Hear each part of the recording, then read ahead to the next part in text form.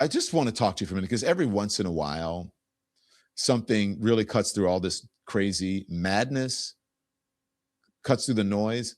And it's not because it's complicated or because it needs debate, like, or a panel. I get, I hate those panels where everybody's fighting and debating, but because it's really just simple. If you're really just kind of if you're forced to stop and really take a look at what is happening. And I think this is one of those moments right now with this 5-year-old boy, 5-year-old kid. And we were debating, is he a baby? Yeah, he's a baby. He's a child. We would call him a baby. He's technically not, but you know what I mean. Coming home from preschool in Minnesota, backpack on his back. He's probably thinking, you can put his picture up if you want, the little cute one by the car. He's probably thinking about, like, while he's doing this, he's thinking about snacks or maybe a nap, or he wants to play on the iPad, or maybe he's just thinking about nothing at all. Because, that's what 5-year-olds get to do. Cartoons. It could be anything that he's thinking about. Mom and Dad, I want to go to McDonald's, whatever. 5-year-olds get to think about nothing. I wish I could just think about nothing, And federal immigration agents pick him up. And so I don't want to soften that. And I don't want to clean it up, because they pick him up. They detain him. And according to school officials and people who were there, not these pundits, not the commentators, these were people on the ground. These are not, and this is not what the Trump administration is saying, right? Well, we were so loving with him. They didn't just take the child. They allegedly used him to try to get other people to come out of the house. They were using him as leverage, as a bartering tool. Now, that's according to the people on the ground. I don't need to dramatize any of that. If that is true, then that speaks for itself. They use this child as leverage. And even if you say ICE disputes that, okay, fine. Strip it all the way down to the bare minimum. A 5-year-old ended up in federal custody. For what? For a man coming home from work or picking up his kid from school. And then you call him an illegal alien. Now, I don't know. I need to look more into it, but is he? And they keep using that. Let me just say this. They keep using that phrase illegal alien, and they say it as if it's like a pejorative. Can we take that phrase back like we did some other phrases or something? Can we make that phrase cool? Because they'll stop using it then. Because it's not illegal. They're undocumented. It's not like they're ET. They're not from Mars. They're from the same planet. They're not aliens. But a 5-year-old in federal custody should be okay. Stop right there. Because if that doesn't stop us anymore, then we're not debating immigration policy. We're not arguing about borders or paperwork. We're talking about who we are willing to get hurt who are we willing to get at or to hurt, to get hurt in the process, in the name of law and order or picking up we are the immigrant-free, close the border nation. Like, what are we doing? Is it that important? And before I go on, is the whole thing about the whole illegal alien thing, and I say they're undocumented immigrants. And at one point I would say illegal aliens, right? But this years and years ago, and then someone hit me to it, like they're not from the planet Mars or anything like that. But they use that as a pejorative because they think it sounds cute and it makes them sound more dangerous. Stop criminalizing immigrants. Stop criminalizing immigrants. Immigrants, legal, documented, whatever you want to call them, they actually provide a service, and they actually help to improve the economy, because many of them, if not most of them, pay into a system for which they get nothing. Healthcare, no tax benefits, none of that. Because their employers need to identify them, and they pay into a system. Many of them do. They provide services that Americans don't want to do. They take jobs that Americans don't want to do. There is a way to incorporate them into a system and not to make it so hard that they have to jump through hoops or backwards, spend all of their savings, and that they don't have to do that. Yes, we need comprehensive immigration reform, and we can do that. But I don't believe the way to do that is to chase a 5-year-old's father as he is coming home from school or his job, someone who is just out there doing that. I don't believe that. And even if this person, if you think that they are somehow a danger or whatever, you know where they live because you're at his house or near his house. You don't have to do that. You can figure out a way to be humane about it. And so this is why this story matters even more to me, because this didn't happen by itself. It didn't come out of nowhere. This is happening in the same moment where federal agents recently, I don't know if you guys remember this, went to the wrong house looking for someone who wasn't even there. Now get this. Not only wasn't there the person they were supposedly looking for, that person was already in prison. That person was already locked up, reportedly, from the reports. That's what they say, already accounted for from the reports. And instead of slowing down, instead of checking, instead of saying, hold on, they just went in anyway. And, that's what I've been seeing when I'm out there. They don't, and that's what I've been hearing out there, is that they don't care how many papers you have. They don't care what you look like. The folks out there say they are going after Black and brown people. The folks out there are saying, they're asking in Minnesota, where are the Black people? This is a case where they busted, I'm telling you about, into the house. So this is, the guy was barely dressed. I think they pulled him out of the shower. His family was screaming. The kids are watching from inside the house, trying to understand why there were armed agents that were suddenly in their living room. Wrong house, wrong person. But the terror and the fear are really, really real. And when they finally realize that they made a mistake, it's not that they could undo the damage somehow, that they apologize or that they gave the family some sort of restitution or whatever, because you can't really undo that. You can't unscare a child. You can't unsee your father or your grandfather or your uncle or whoever, your brother, being dragged out of the house. You can't unsee that. So they just left. And so that is what the people in Minnesota are reacting to there. And then, the Trump folks coming, look, the reason the Trump people are coming in town, why Pam Bondi is there and whoever, I don't know if Kristi Noem is there and JD Vance, because they know that they're effing up. They know that public sentiment is not there. They know that these agents are doing lawless things. Lawless. So the reason that people are reacting is not politics, it's not ideology, it's that they feel that power is moving fast and sloppy. And that they don't care who gets hurt as long as the operation keeps moving. They don't care how bad it is. They don't care how bad it looks, as long as the operation keeps moving. And what is it doing? It's not helping the economy. It's not helping local businesses. People are afraid to show up to work. Even people who are documented, even people who are born here and who just happen to fit the description. So if you think people are not paying attention, I want you to just peruse online. Take a look at some of the videos coming out of Minnesota right now. We should have some of those of people just being stalked, and of parents and teachers and neighbors, regular people holding their phones. They're not yelling, they're not chanting. They're just saying that we can't pretend that this isn't happening. Is there some yelling in some places? Absolutely. Is there some chanting in some places? Absolutely. First Amendment rights. But people cannot believe this is happening. You see parents saying that their kids are scared to go to school. Teachers are saying that they're trying to calm classrooms down.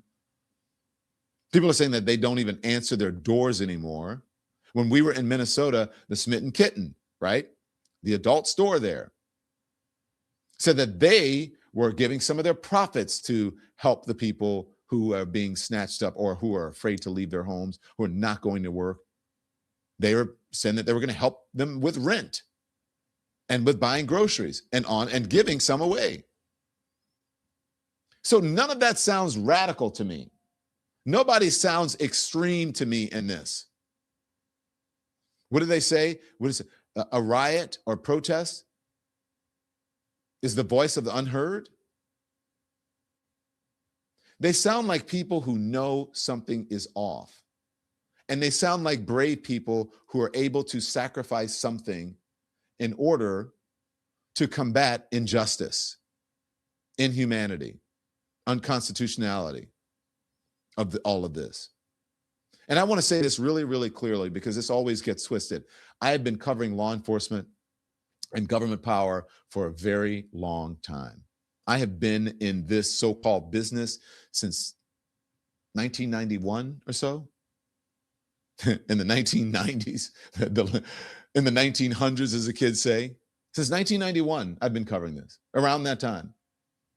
So I know, and I have made so many relationships with law enforcement and the FBI. Look, every place that I went to in the local market, I would start a franchise called whatever that I started, because when I was in New York, I would help my anchor. My anchor was John Rowland. I worked at Channel 5, who was the Fox station in New York. John Rowland had a segment called New York's Most Wanted, and I would help to produce that segment, that franchise, every week or however many times that he did it. I had to come up with the mug shots and get, set up the what agents he was gonna interview and what the story was gonna look like. And then when I became a reporter and anchor on my own, I went to Alabama and I proposed Alabama's Most Wanted. Guess what? It was really successful. I had so many contacts with the FBI. Everything that went down, FBI and police, I knew before anybody. Alabama's Most Wanted. Then I went to St. Louis. St. Louis Most Wanted. Then I went to Philadelphia. Philadelphia's Most Wanted. All of them, every single place, contacts, FBI agents, police officers, all types of agents, all of them.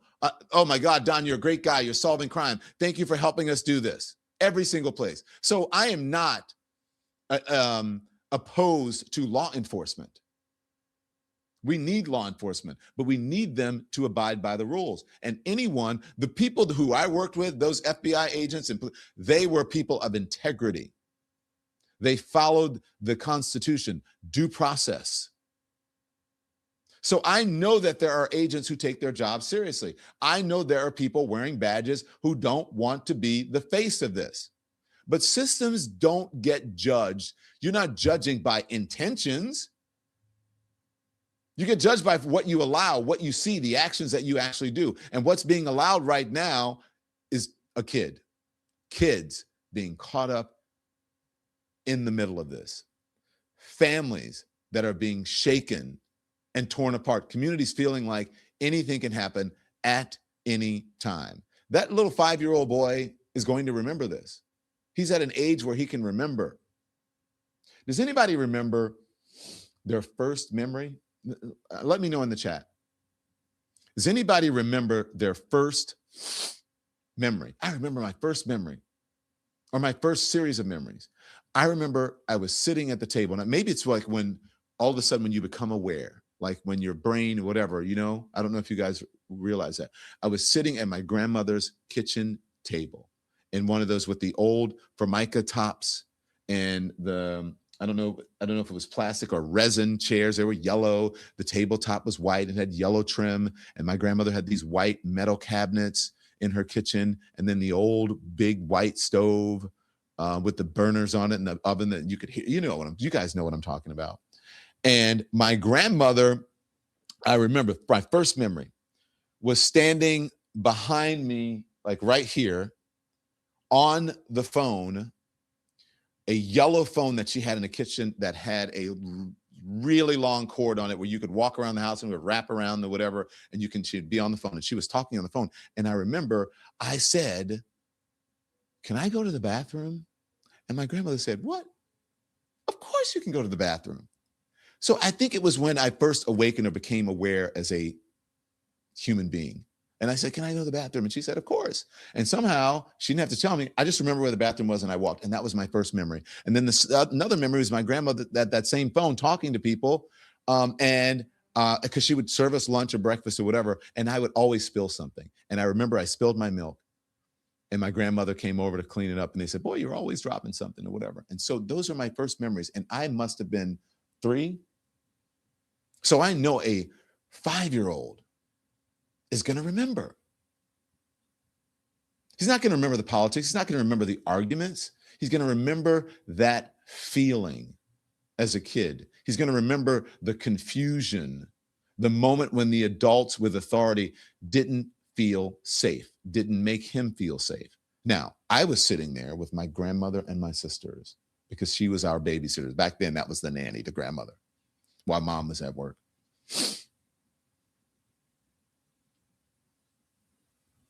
Those people made me feel safe. I can't imagine being that little boy that's like, who is making him feel safe? Everything is unfamiliar. The man dragged out of the wrong house is going to remember that too.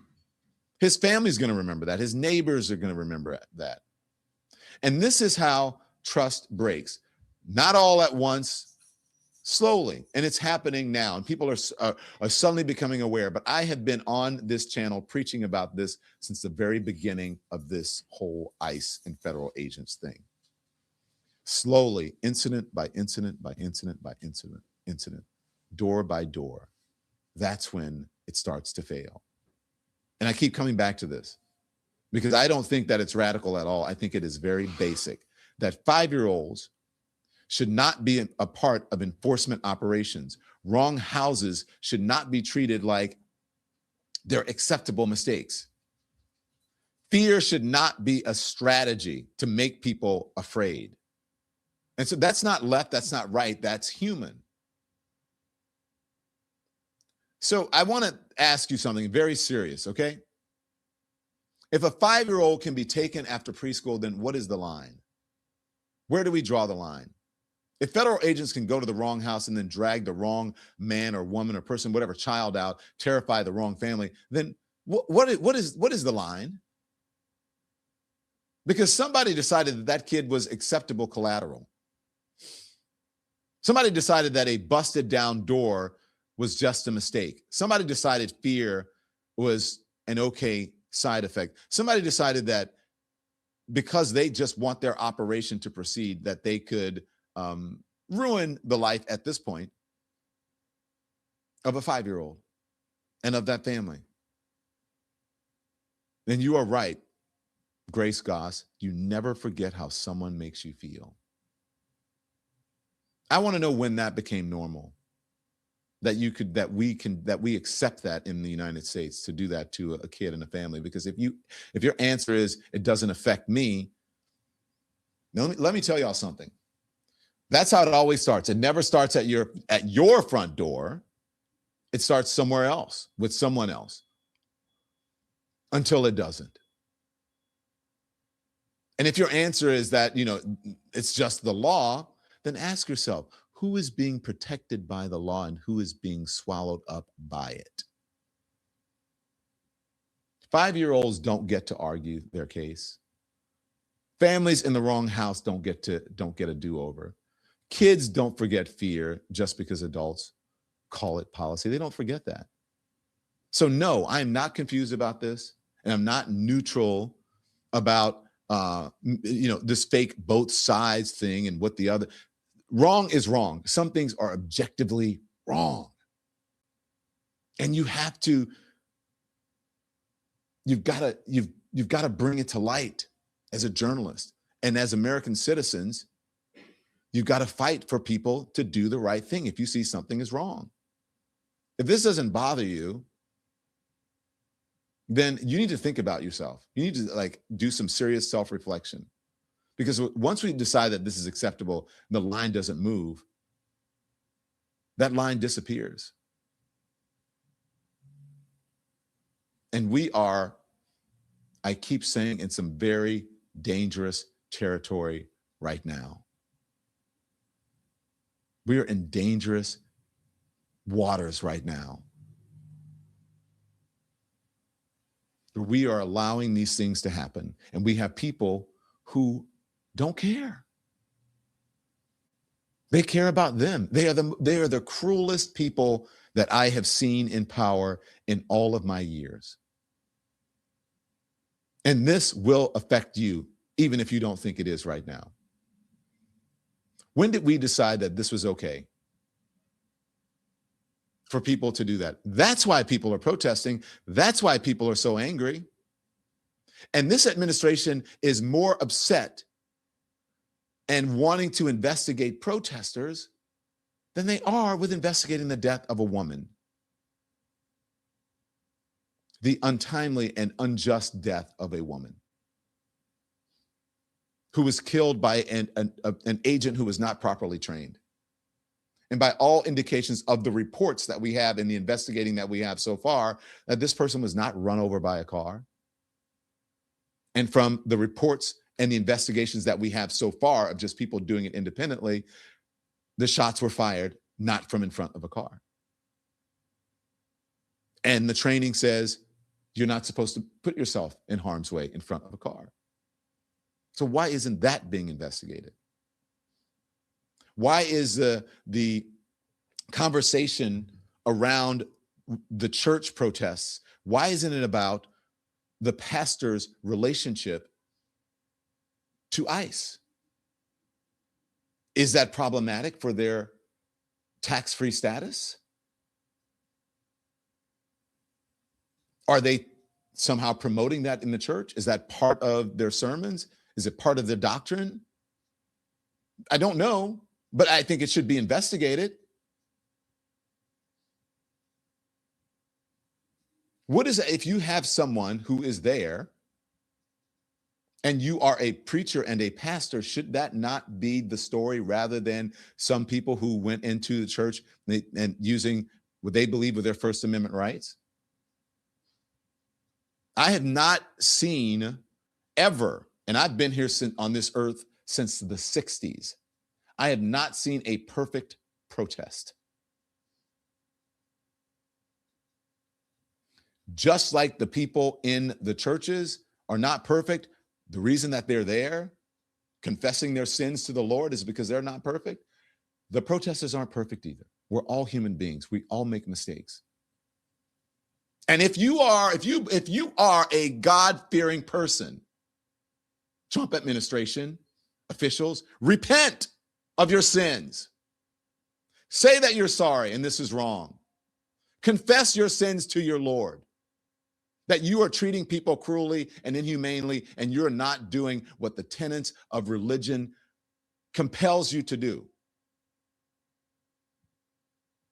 To help the sick and feed the hungry.